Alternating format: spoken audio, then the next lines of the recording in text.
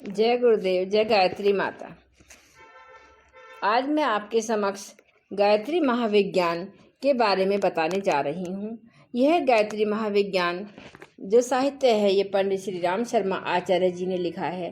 पंडित श्री राम शर्मा आचार्य जी शांति कुंज के संस्थापक हैं और गायत्री मंत्र के जन्मदाता माने गए हैं। अब इसमें आगे आप सुनिए। गायत्री द्वारा सतोगुण वृद्धि के दिव्य लाभ। गायत्री सद्बुद्धि दायक मंत्र है।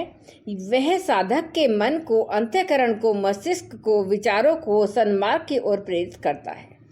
सतत्व की वृद्धि करना उसका प्रधान कार्य है। साधक जब इस महामंत्र के अर्थ पर विचार करता है तो वह समझ जाता है कि संसार की सर्वोपरि समृद्धि और जीवन की सबसे बड़ी सफलता सद्बुद्धि को प्राप्त करना है। यह मान्यता सुदृढ़ होने पर उसकी इच्छा शक्ति इसी तत्व को प्राप्त करने के लिए लालायित होती है। यह आकांक्षा मन लोक में एक प्रकार का एक चुंबकत्व उत्पन्न करती है। उस चुंबक का आकर्षण शक्ति से निखिल आकाश के इधर तत्व में भ्रमण करने वाली सतोगुणी विचारधाराएं, भावनाएं, प्रेरणाएं खींच कर उस स्थान पर जमा होने लगती हैं। विचारों की चुंबक शक्ति का विज्ञान सर्वविदित है। एक जाति के विचार अपने सजातीय विचारों को आकाश से खींचते हैं। फलस्वरूप संसार के मृत और जीवित सत्पुरुषों के फैलाए हुए अविनाशी संकल्प जो मनुष्य में सदैव भ्रमण करते रहते हैं, गायत्री साधक के पास देवी वरदान की तरह अनायास ही आकर जमा होते रहते हैं और संचित पूंजी की भांति उनका एक बड़ा भंडार जमा हो जाता है। शरीर और मन में सतोगुण की मात्रा बढ़ने का फल आश्चर्यजनक होता है। स्थूल दृष्टि से देखने पर यह लाभ न तो समझ पड़ता है, न अनुभव होता है और न उसकी कोई महत्ता मालूम हो पड़ती है। जो सूक्ष्म शरीर के संबंध में अधिक जानकारी रखते हैं वे जानते हैं कि तम और रज का घटना और उसके स्थान पर सत तत्व का बढ़ना ऐसा ही है जैसे शरीर में भरे हुए रोग, मल, विष, विजातीय पदार्थ घट जाना और उनके स्थान पर शुद्ध सजीव परिपुष्ट रक्त और वीर्य की मात्रा बड़े परिमाण में बढ़ जाना। ऐसे परिवर्तन चाहे किसी को खुली आंखों से दिखाई न दें, पर उसका स्वास्थ्य की उन्नति पर जो चमत्कारी प्रभाव पड़ेगा उसमें कोई संदेह नहीं किया जा सकता। इस प्रकार के लाभ को यदि ईश्वर प्रदत्त कहा जाए तो किसी को आपत्ति नहीं होनी चाहिए। शरीर का कायाकल्प करना एक वैज्ञानिक कार्य है, उसके कारण सुनिश्चित लाभ होगा ही। यह लाभ देवी है या मानवी, इस पर जो मतभेद हो सकता है उसका कोई महत्व नहीं है। गायत्री द्वारा सतोगुण बढ़ता है और निम्न कोटि के तत्वों का निवारण हो जाता है।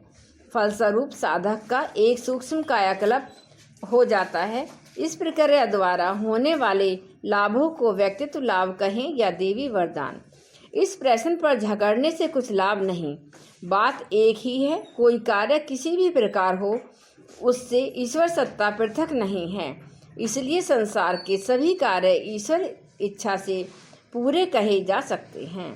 गायत्री साधना द्वारा होने वाले लाभ वैज्ञानिक आधार पर हुए भी कहे जा सकते हैं और ईश्वरीय कृपा के आधार पर कहने में कोई दोष नहीं है। शरीर में सत तत्व की अभिवृद्धि होने से शरीरचर्या की गतिविधि में काफ़ी हेरफेर हो जाता है। इंद्रियों के भागों में भटकने की गति मंद हो जाती है।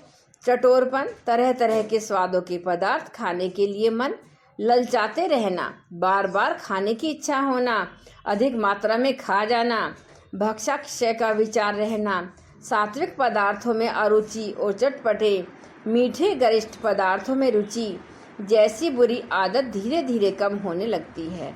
हल्के सुपाच्य सरस सात्विक भोजन से उसे तृप्ति मिलती है और राजसी तमसी खाद्यों से घृणा हो जाती है।